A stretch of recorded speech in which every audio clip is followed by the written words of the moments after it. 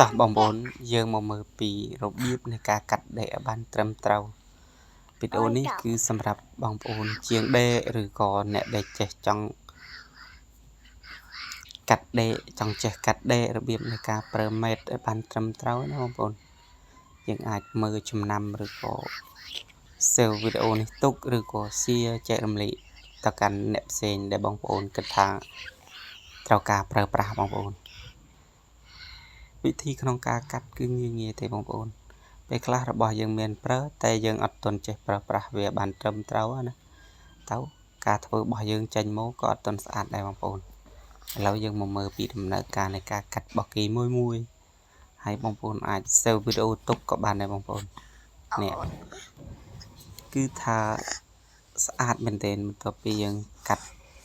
វាឲ្យបានត្រឹមត្រូវតាមក្បួនខ្នាតដែរណាបងប្អូន